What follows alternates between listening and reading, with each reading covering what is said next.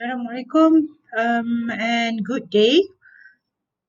Okay, I'm preparing this video to help you and give you guidance on how you can proceed with your PBL3. Okay, I have written here in case that you might forget or you might be looking for the information. Okay, for your PBL3, the group members are the same as the one that you are having in for your PBL2. Maintain the same group, right? And in this assignment, basically, you have to develop a prototype for your system, which is our groceries website. Okay. Later on, you can discuss with your group member in selecting the platform that you are going to use. You can use a Google site to build your website, or Wings, or maybe if you are good at developing using Dreamweaver or Code Lobster, you can also do that. It's just that if you are using Dreamweaver or Code Lobster, you need to put the website in the web hosting, so that I can access it, and at the same time your group member can do that too. Okay, for this website, you don't have to making it fully working. Okay, so you don't have to have database connection. The focus for this PBL3 is just designing your user interfaces. So we want you to design the screens and navigation of the screens, and to make sure that you have enough information in your website, which is mapping back to what you have proposed in your PBL1 and PBL2. Okay. Once you have decided this information, you can share this with your information in the Google Doc or Google site or any URL that you are using for your PBL3. Okay, just to give you an idea what is expected from you, I've given these two examples so that you have idea how it looks like. Okay, the deadline is I will be giving you 2 weeks and a half, almost around that time, and the deadline is on 10 January 2021. Okay, just to give you some idea uh, how it look like for your PBL3. Okay, so basically for PBL3, you need to prepare the prototype, and then once you are ready with it, you have to produce this kind of report, and then you need to do video presentation. Okay, so you can do video presentation among your group member. Everybody has to present. Okay, this is the one that the previous students have prepared, and I'm giving you this so that you have some idea on how you can go about. Okay, first of all, you can have sketches of your design. Okay, you can have it on paper, you can sketch it on paper, and you can share it with me over Google document. Okay, um, and what is important when you are designing these interfaces is that it should be mapping back to your PBL1 and PBL2. It need to map back to your use list of requirement.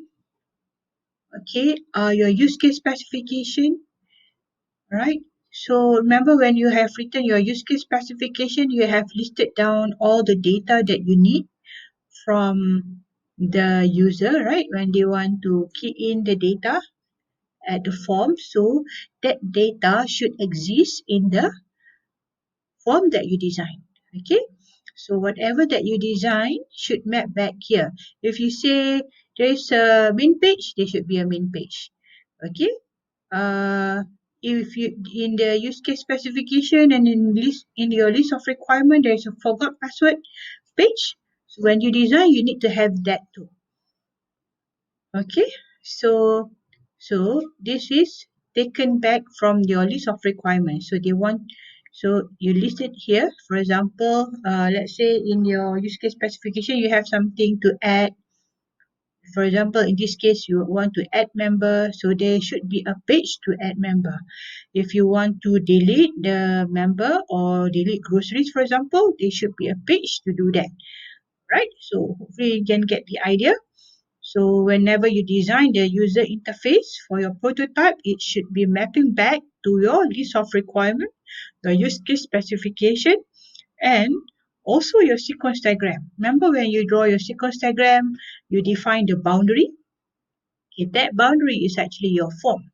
So it should map back to your sequence diagram. If you're in your sequence diagram, there are two boundaries page, then when you design your user interface, it should have the same number of form. Okay, so what you need to do is first you design it first. You can draw it on paper and you can share it with me. The reason is when you show me this, I can recheck whether you have satisfied your list of requirement or not. Okay, so whenever you are presenting the data that you have here, the form, you where you allow the user to type in the inputs, right? So whatever here should map back to your use case specification. Okay, all the data here should be the same as what you have specified earlier. Or maybe it's a new one. There's a new one that you just think when you sketch this. Okay, so once you have this, you can put it here. Okay, these are the examples. And then put back the list of requirement that you have earlier. Okay, right? And then you design the page. And then you presented the page that you have. Okay, this group is actually using Google site. Okay, so they design it. Okay, so in this case, this student project, there are two users. Okay, so they are presenting it that way. Okay, and then along the way, when you have the prototype ready, you have a screenshot whenever you are preparing this report, have a screenshot. Okay, and then put some description below. It's like this document is like your user manual. Okay, so it is telling me what are the uh, how do you use the prototype. Okay, so this prototype, it does not have to be fully working. Okay, I just want you to design the interfaces. So when you prepare this document, put the data in. Okay, when you do screenshot, have put the data in like this. Okay, so that I know what kind of input is expected from this document.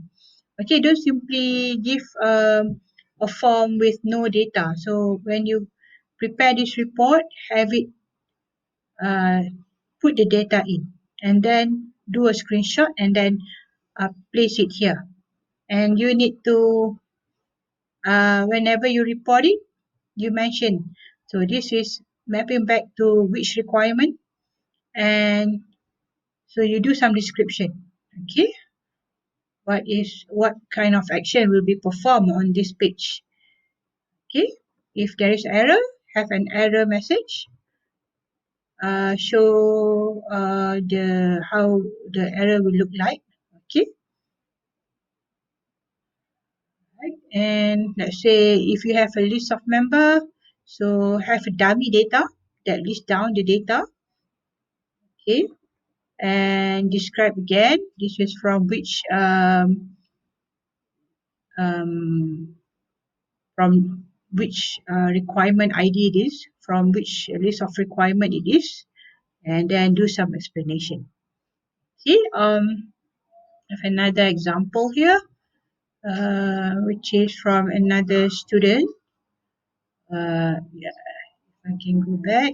Okay, sorry. Okay, this is another one. This group is using which website? Maybe you can use this too.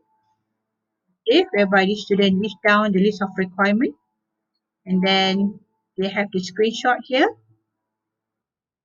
Okay, and then they put data of the screen, and then give some explanation. Okay, so right, however for this example, this group of students does not map back, does not label this screen is from which list of requirement. Okay, for your guidance, I think better off to use from this group. Okay, because they have a very well presented report.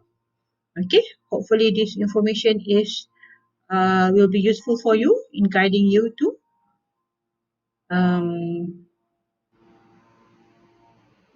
prepare your document.